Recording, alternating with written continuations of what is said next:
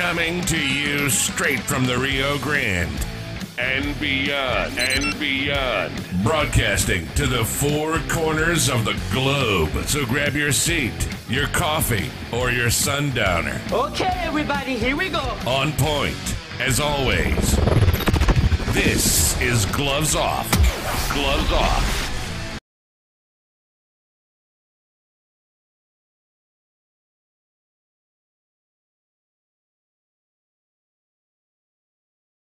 We're back at you in Gloves Off. I'm Professor Buitrón, Guro Steven K. We're going to touch base on his Prima and his magazine of the Filipino martial arts and the great coverage that he did on everybody. How we doing, Steve? You doing great? Say just your last words again. I'm sorry, but like I said, you're going up and down. How are we doing today, Steve? You doing good? Yes, doing quite well at 100 degrees. Well, we beat you for that one. We're at 105. Oh, okay. Well, we're a little bit north of you, I'd say. Up by Reno. But Laredo's been past 100 for the last 2 weeks, and it's going to be that way probably till September. That's just life. Well, we'll go, and where I'm living in Fallon, I'm in the wind belt, so later on the wind's going to come up, and it'll cool down a little bit more. Get all that wind off the mountains. Okay, that's great. Let's touch base on your Eskrima and your research, your training, all that good stuff. How'd you get started in Eskrima? Okay. Arnis Balite. It isn't Eskrima. It's Arnis Balite. It's Arnis. Arnis. I have to meet a little old man. Arnis. Yes. Anyway, I happened to meet a little old man in 1974 while I was in the Navy at San Miguel Communication Stations in the Philippines, which is located in San Antonio, Zambales. And we got talking and such. And he told me that he taught stick art. So he worked on base because he retired from the San Antonio police there. And he came over and he started showing me stuff. And he explained that Arnis Balite, which actually is not the original name, he just called it Arnis. And it's a combination of Arnis de Mano, which he picked up during the war there, and boxing. He was a boxing champion in the Philippines in 1938. So of course, he loves boxing so much. And he liked this Arnis, this fighting, which he calls Arnis, which he learned with the swords and such during the war, that he combined them to make Arnis Balite. Now, he just called it Arnis. Arnis Balite was a name I gave it because when I came to the States, if you just said Arnis, most people go, duh, okay. Because everybody has a name, Arnis, modern Arnis, blah, blah Arnis, or blah, blah Eskrima. So I started with Arnis Aguilian. But with his name, the way that his name is spelled, they pronounce it Aguilon. So it came Arnis Aguilon, which kind of sucks. So I went to the family who, after Manny Aguilian passed away, they gave me permission to carry on the art since there was no other students, since most of the students either passed away naturally or unnaturally. And I asked if I could call it Arnis Balite. Balite is the tree that's haunted over in the Philippines. When he was a boxer, he was known as Kid Balite. Kid Balite, I guess he was kind of scary as a small guy, and I can definitely believe it. So I started training with him first in Arnis, and then he added the boxing. So I'm one of the only students that he combined the Arnis with the boxing, and it became Arnis Balite as I got the permission to use that name. And actually, We had no titles, if you want to be honest. His name was Manny. I called him Manny. My name is Steve. He called me Steve. I gave him, he thought Grandmaster was a wussy name and more Japanese than Filipino.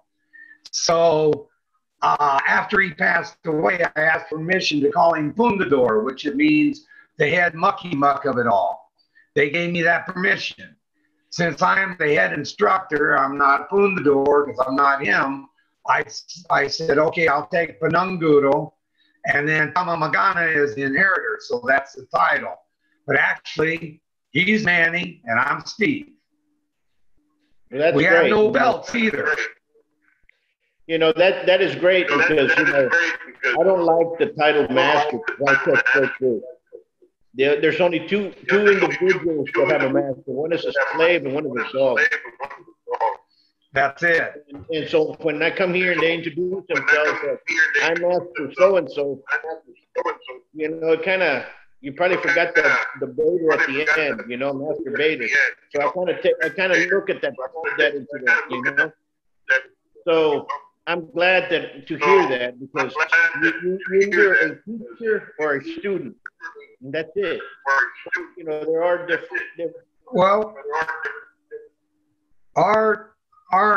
his philosophy, which I follow 100%, and I teach the art as he taught it. You're a student until you're a guru, a teacher.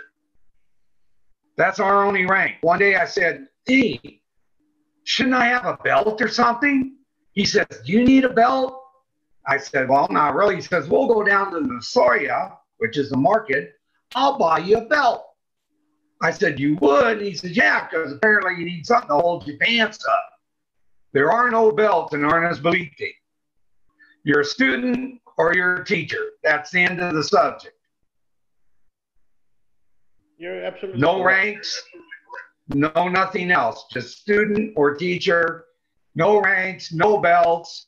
No little uniform with the vest and the fancy little black pants with a red stripe and all the cute little things. You wear what you wear. You know, I've seen. We come from Savat. Savat has 11 different uniforms. Some for competition, some the coaches wear, some more traditional, some more for the actual practice. So it just depends on where it was at. It depends, you know, there is ranking and so on and so forth. But it's been around for such a long time, more so than many arts. So there is a regalia type of thing because they have a brigade to it. And then you start understanding where it's from because it has that brigade to it. It's been around for decades and centuries. You can understand it. But when something is like street and it's taught in families and it's taught in sometimes you're either a teacher or you're a student. Right? But once you start getting involved with associations and federations, I understand the regalias involved. Okay. Am I for it or against it? I just know that they have to exist at one particular time. They exist to put everything together as one unit. But when you're by yourself, it's up to you. Yes, and I fully agree. Like when I do come down, we call it a uniform, though actually it's a gi, you know, like Japanese gi. But we hate that name, so we just, because it's not Filipino, they would rather just call it a uniform. Manny just wore a white t-shirt, a pair of Levi's, and tennis shoes, and he said, hey, I'm good to go, baby. Let's do it. Let's have some fun. Absolutely. Now, he didn't do, he had no padded sticks because when I learned from them, they didn't have padded sticks. When I first started with them, they didn't have the nice little helmet you wear and the cloth and, you know, the jacket that escrimadors wear when they spar. So what he did is he took a stick, a baston, he wrapped it in a rag, he'd dip it in some paint or some colored stuff. So when you sparred, you got marked. Of course, it didn't hurt as much as being hit with a naked stick, but it still did sting a little bit. And like I would come out with all these, let's say, red marks all over my thing from the paint. And I'd be hurting, of course, because the stick does hurt. And I'd go, you know, man, he goes, what's wrong? And I said, it kind of hurts a little bit. And he says, well, I got a solution for that. And what? I figured he'd tell me some miracle cream I could put on or something, or a pill I could take. He says, you need more practice. So that was his solve for pain. You just need more practice. Of course, we did have mouthpiece if you could afford it. Otherwise, you put toilet paper up your teeth. And if you could have a groin protector, you afford it, you'd have that. Otherwise, you took the inside cardboard from a toilet paper, cut it, put it over your groin area, and wrap toilet paper in front for padding. That was our padding. That was our defense. Let me tell you, what are the differences between Arnis, a Screamer, a Cali, and all the different subsystems? What differentiates yours from others? Okay, I went, when I was in the Philippines a couple times ago, I had some people go, show us some Arnis Balite. Okay. So I sat there and I would show them, they go, oh, no, that's wrong. I said, oh, it is? I said, what's wrong? He said, you should be out here like you have a sword, you know, and you should be treating it like you have a sword, like you're a screamador or Kali with a, you know, the thin sword and such. And I said, well, we got a problem here. And they go, well, what's the problem? I said, all right. So I went over and I got a bolo. And I said, you see this? And they go, yes. I said, this is a bolo. And hold on. Let's say this is the bolo. Can you see that? Let me see. Okay. I said, you can see it sharp and sharp here. All right. So I don't block with that, correct? They go, yes. I said, now, this was dull and this was sharp, and I could block with this. I said, you would block with the front. You could block with the back because it's flat. Well, yes. I said, okay, we're fully understanding on that. I said, now let's take a regular baston. Do you see a blade on this? They said, no. I said, why don't you?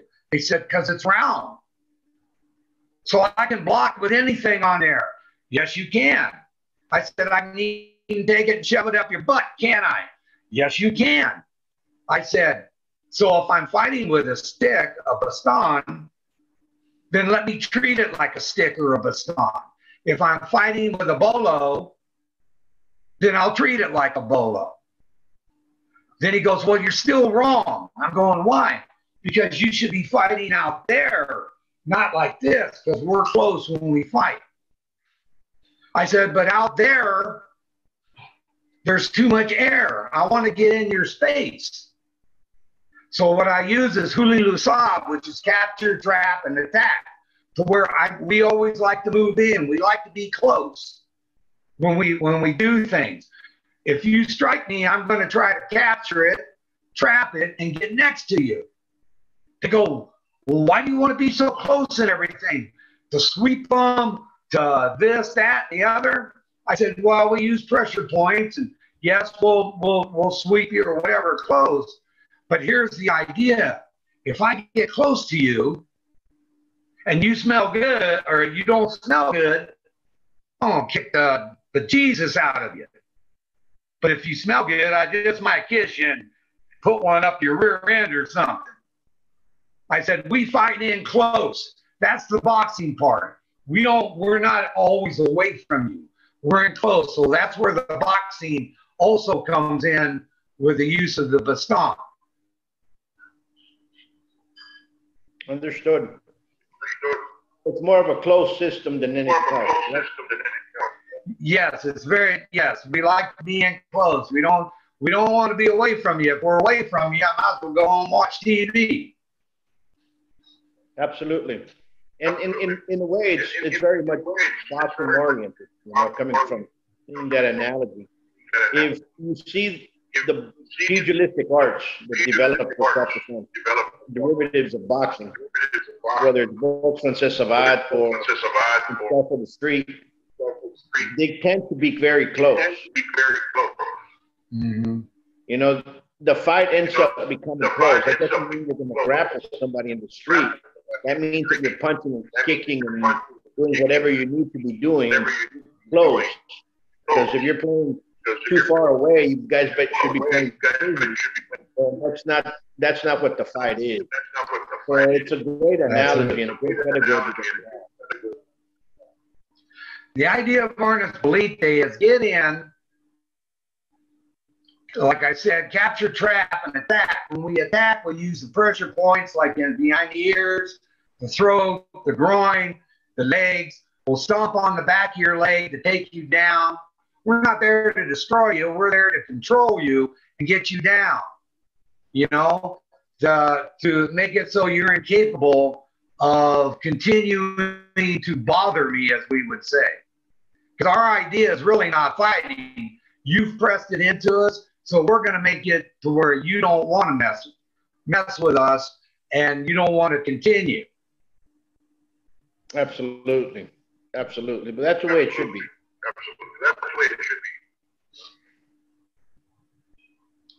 Now, also, when we do it, we do have kicking, but it's always from, let's say, the belly button down, nothing up high, because my hand can reach your face faster than my foot can, since I'm not Bill Superfoot Wallace, see? So everything is low. I like the knees and I like the ankles, apparently. I don't really go for the groin that much unless I really don't like the guy, because then I don't want him to be able to multiply his seed with others that may become stupid like him because he wanted to fight. You know, in a street, in most street fights that I've seen, kicking to the head really doesn't happen like person into the ground. And, you know, the ones that I've seen try to kick somebody in the street, in the head, usually ended up in the ground because they either slipped, because their supporting leg won't with them, and it was kind of dangerous. So kick to the legs a lot easier to control than to the head. The big problem in the street also is if you think you're going to be one of these Taekwondo guys or the Bruce Lee that kicks way high and spin kicks and fancy dancy doo-doos, there's other people usually around that like to get involved because they're the friend of the guy that's picking on you. If you're up close and everything and you're controlling that guy, then somebody else comes, you can also just use that guy as a shield or in some way make sure he is out of the picture. So when that other guy comes, you can continue on. What I see most of them is you're doing this long distance dance. And then all of a sudden his buddy comes over from the right or from the left, and you're out with nothing around you except these guys surrounding you.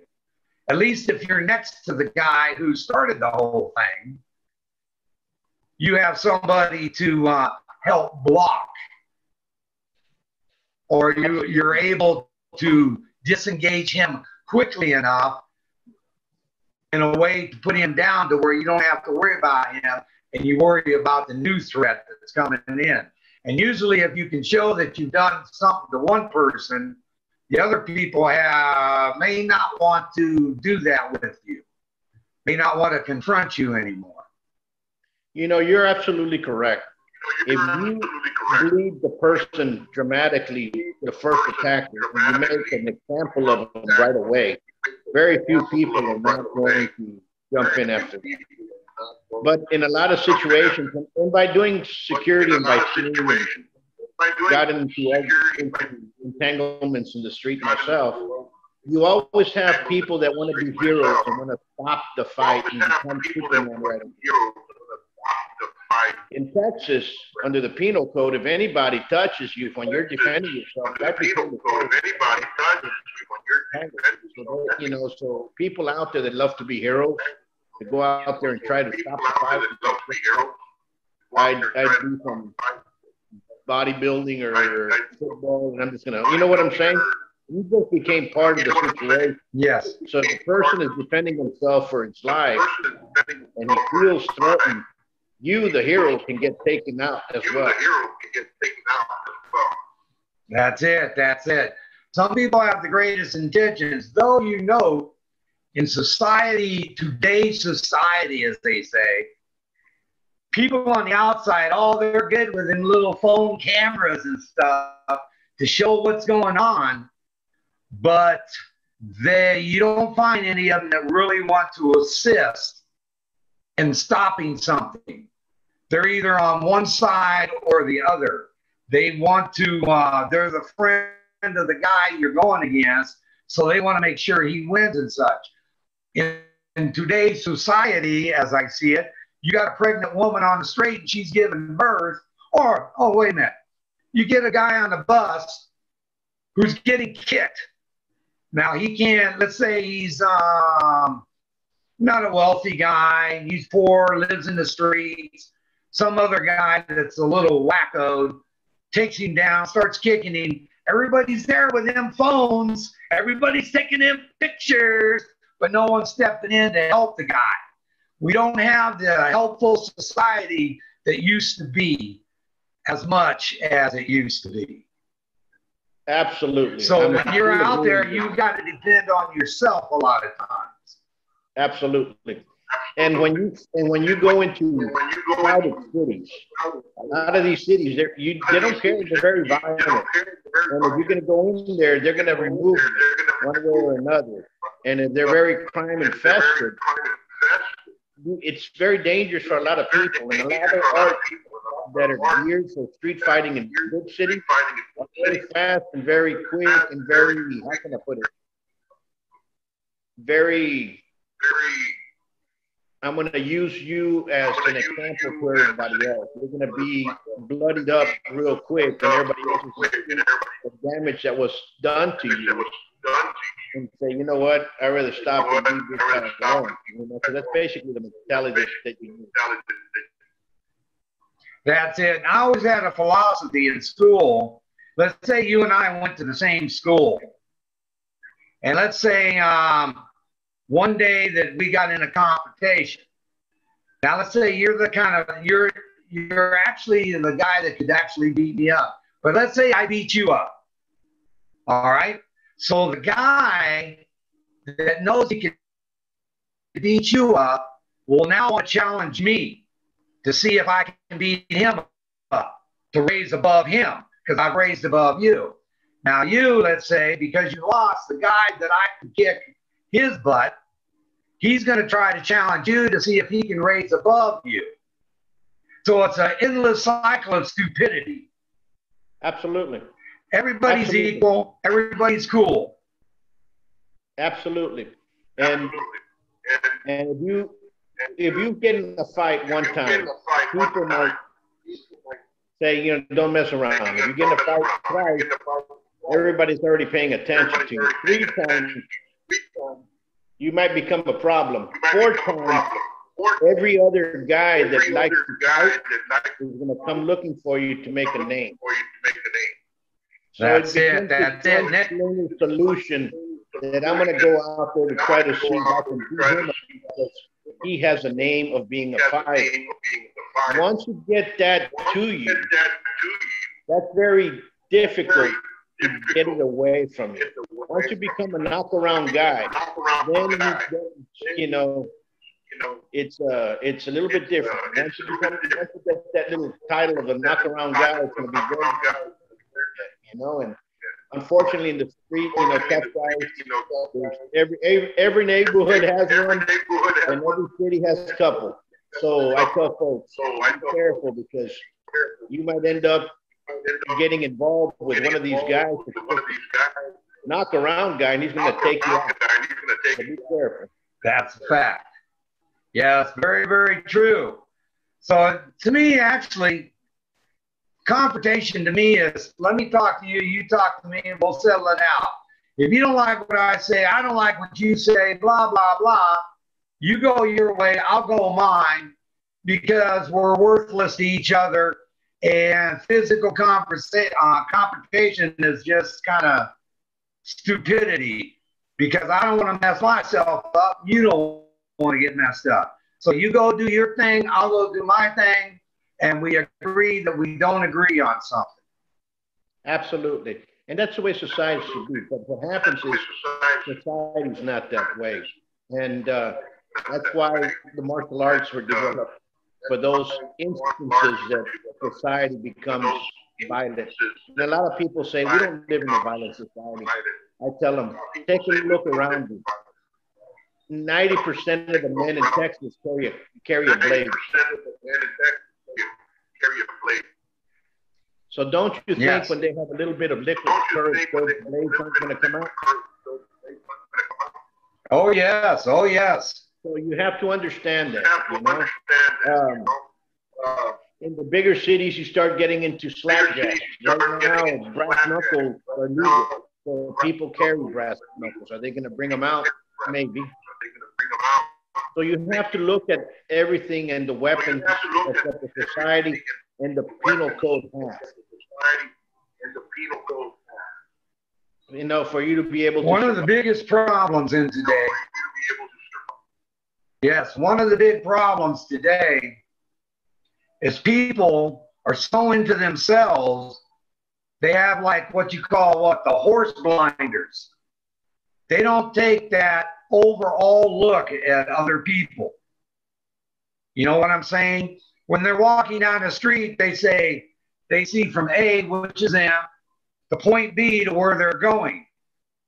All these outside that point, they don't pay attention. So that's how come a lot of times they get smacked upside the head, pushed here, tripped there. I always tell all my students, even when I'm teaching women's self-awareness and senior self-awareness, don't look just straight ahead. Look at everything. As you know, a good fighter has perpetual vision. He's looking at his opponent, all, his feet, his hands, his head, everything, to see where it's coming from. But if he pinpoints on just the hand, he still keeps the rest in there. As soon as a boxer or a fighter pinpoints on just the leg or just the hand or the other leg's got to come after him. That's what happens a lot today. They go point A to point B and they don't look around at the surroundings, because a lot of trouble can be avoided if you're just aware of your surroundings and just open your eyes and look at different things as you're walking. I fully agree. I fully agree. And there's only, and I keep saying this to people, if you've never been in a fight and you're teaching martial arts, you're doing people a disservice because you've never seen the reality of it. Yes, okay? True. And you're doing a disservice to your students. Yes. And that doesn't mean you can't tell somebody how to throw or kick or a punch. I'm just telling you the reality base is not there. So I have this saying, you cannot teach something you have not lived. The biggest problem with a lot of teachers nowadays is they'll have an art, but they can't tell the principle of the art, the theory of the art. Why are you doing this? What's the reason behind? You know, you have to know that also, you know, because I see a lot of people that come out from some school or something. And, well, when I did the FMA Digest and the FMA Informative, and I talked to a lot of instructors, supposed instructors and such, one of my first questions is, okay, we're going to talk about the basics and stuff. Give me the principles, the theory behind what you do, behind your art. and they can't say it. Well, I can do this technique. Well, I can do that technique. Well, why? What's the principle behind it? I said, because if you come down to it, okay, a punch is a punch. You punch with the left, you punch with the right. You kick to the front, you kick to the side, you kick to the back. With the stick or the bolo, you go from right to left, left to right, up to down, down to up. Okay, that's the basics of it. That's the pure, let's break down basics. Now from there, you get a martial artist who has a brain or such and has aged in this. He's added his 7 strikes, his 3 strikes, this. Well, why? Well, this is the principle behind this is this. Here's the theory behind this. This is why we do this. You know, because basically you got 4 strikes, left, right, right, left, up, down, down, up. But now you're adding angles and such. Why? What's the principle behind that? A lot of them can't tell that. The first way to tell a martial art, what's the principle and the theory behind your art? What is the essence of your art? What's it all about? How's that going to help me? Then you got these people that, well, I know this art, and I know that. I met some girl that knew like 16 arts, and 11 of them, she was a black belt. And I'm going, oh, yeah, okay, so what's your point? To me, if you have an art, you know the principle and the theory and everything behind it, that art should be able to almost adapt or combat any kind of attack that comes against them. Now, if you've never had that attack, like we had a guy that we trained with, somebody did something in a tournament and he didn't understand because he got hit. So for the next 3 weeks to a month, he would be throw that kick at me, throw that punch at me. And within our own art, he would find a way to defend against it. Every art is good. The essential art is fantastic in every art if the instructor, the teacher, I don't like to really say instructor because that's like military. If the teacher can pass on the theory and the principle and the ideas behind that art to the student. Absolutely. The reasons they have different styles and methods and such and the different varieties is because of personal ideas and personal ego. I understand the different villages and customs and maybe religion basis in some of the places that are around the world. So let's look at France. You had Savate, then you have Book Frances. You had 2. You did not have 50 different styles of Savate and 40 different styles of Book Frances. You had 2 for a very long time until they both made to form the sport, what you see back here. And it's known as Savate Book Frances. And you only have 1. Now you have a martial element of it, which is dancing Savate, which pertains to the martial element in the philosophy for a martial art as a street art, not the sport art. Both went parallel next to each other. But it's not about egos. It's what happened. A lot of people had to go for the street while they were just training for the ring. Not everybody's going to train for the ring. Even the biggest schools in France, you might have 50, 60, 70, 100 people in the school as members, and you might have 10 people boxing in the ring. It very, very few. So it's like a boxing ring. A gym.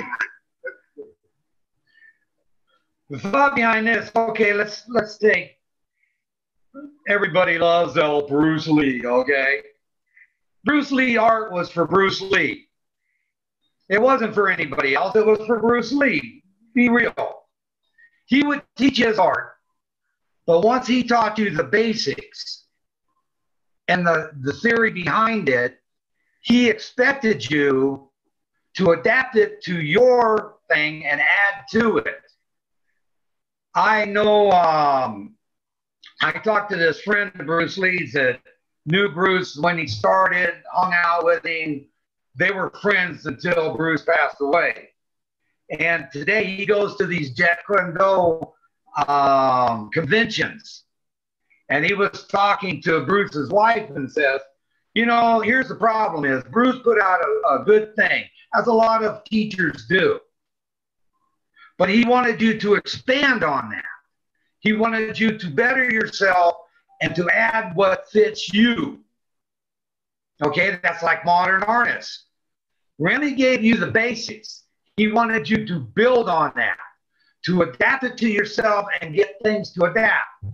But if you go to a Bruce Lee convention, what do you see most of the teachers teaching?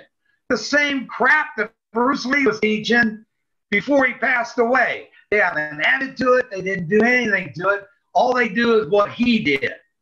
That wasn't his idea. Remy Perez doing modern artists. That's not his idea. You're not to have to do the same thing as he did.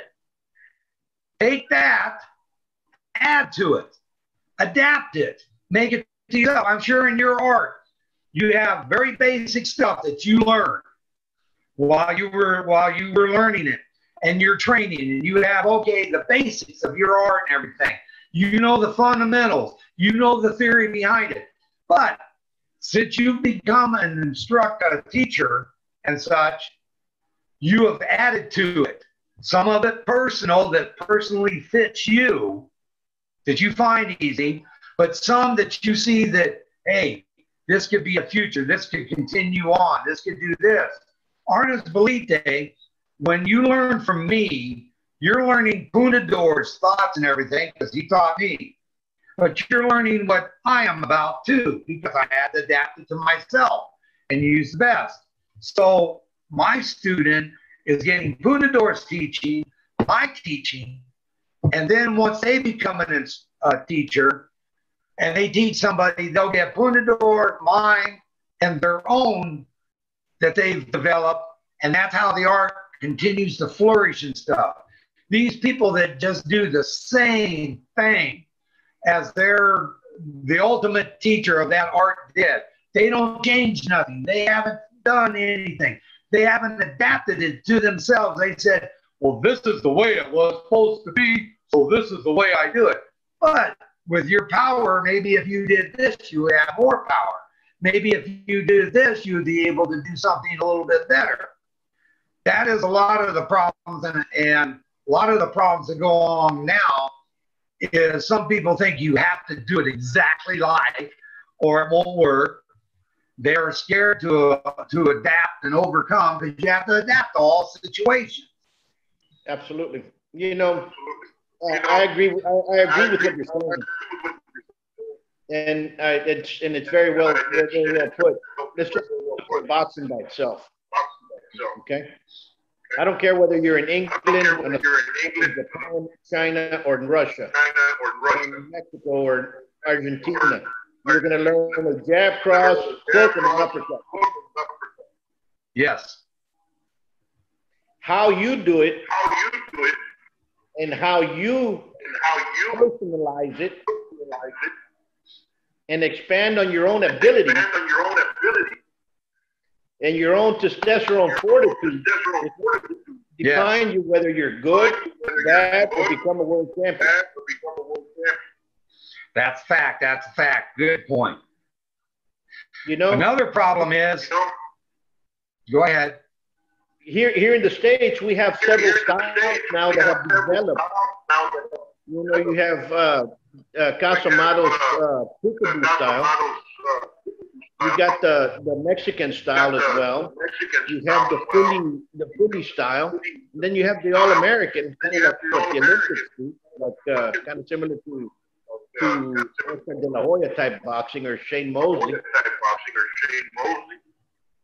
But you start seeing that stylistically in areas. Okay. but that they still do jab, cross, uppercut, and hook. That's it. You got it. And that's the way, Another way our big problem you have. A big problem you have with the students now, and they don't. And I tell my students, think of a number, and they'll think of a number, and I'll say, you're thinking of 21, and they'll say no, and I said, you see, I can't read your mind. You have to talk to me. If you don't understand something, tell me so I can make sure you understand the thought behind it. If you don't get something, you have to tell me. You know, don't be the robot and just because I lift my right arm, you lift your right arm. Why am I lifting my right arm? Because I got to scratch my head. Why are you? You know, Punong would have that thing. He would explain anything you wanted. But if you argued with him, he'd say, okay, training is over. I'll see you next time. The problem was there was no next time. He says, I am not here to argue with you. I'm here to give you my thoughts of what I'm teaching you. I'm passing to you my skills, my principles, my philosophies. I'll explain them any way I can, as much as I can, until you can understand them. But if you're going to argue and just say, oh, I don't think, oh, no, no, no. I'm not arguing with you. I just don't need you. Apparently, you don't want to really learn my art. You just want to argue. Go argue with the radio or the TV or your wife. Absolutely. Absolutely. Absolutely. Steve, I want to thank you for your time. And I want to thank you for your insights because teachers like you are what's needed more nowadays. Okay? Okay. And hopefully one day we can part bread. Okay, and I've known you for years. We've done a few articles in the Max. I appreciate you having, and I appreciate you having some questions and some comments and to be able to discuss. Most of them I have to just talk. So I thank you very much, and I hope you have a prosperous future. And we will get, and we will do it again in a couple, and then we'll talk a little bit more and give it a couple of months. And we'll do it again. We'll touch base on specific things like, what is this? And we'll start answering those questions from there. Hopefully we can get people out there to start analyzing that there's a lot more to it. Okay, I appreciate that. I'm always available to you. Always available. You just let me know. Always, my brother. You be safe. My friend. Always, my brother. You be safe. Same to you. All right. Talk to you another time. Peace. Peace.